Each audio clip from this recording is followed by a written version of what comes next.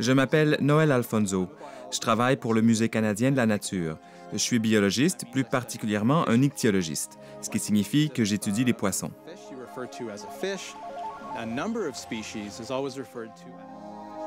Nous étudions l'identité des espèces, ce qui constitue une espèce, la façon dont elle varie au pays et la répartition géographique d'une espèce.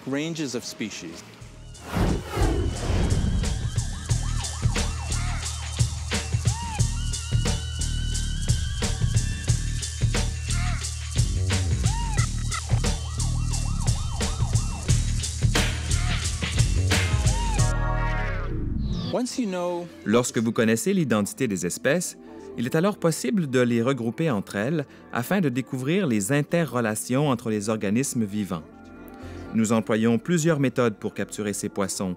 Nous utilisons des seines avec lesquelles nous marchons dans l'eau pour recueillir les poissons, des filets trappes et des verveux. Nous utilisons également un appareil à pêche électrique. Nos collections et nos recherches sont très importantes pour nous renseigner sur l'état de santé des plans d'eau, par exemple. Nous avons des ensembles de données à long terme et différentes espèces présentent des tolérances variées aux conditions environnementales.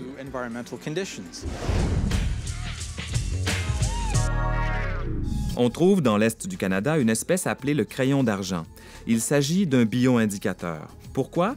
Il exige une eau de bonne qualité. Lorsque vous savez que cette espèce est là depuis plusieurs années, comme nous l'indiquent nos banques de données, et que l'espèce disparaît, vous savez que quelque chose en est la cause.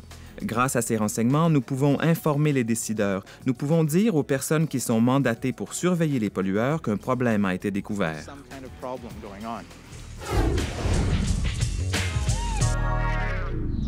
Le rôle du Musée canadien de la nature consiste à consigner la biodiversité. Il est essentiel de savoir combien d'espèces nous avons et ce qu'elles sont pour diverses raisons. Par exemple, nous possédons une série de connaissances sur les poissons régionaux. Nous connaissons aussi la composition des espèces. C'est ce que nous appelons la biodiversité. Si vous possédez comme nous un registre de plus de 50, 60 ou 70 ans, lorsque la composition des espèces change, cela indique un changement dans la biodiversité.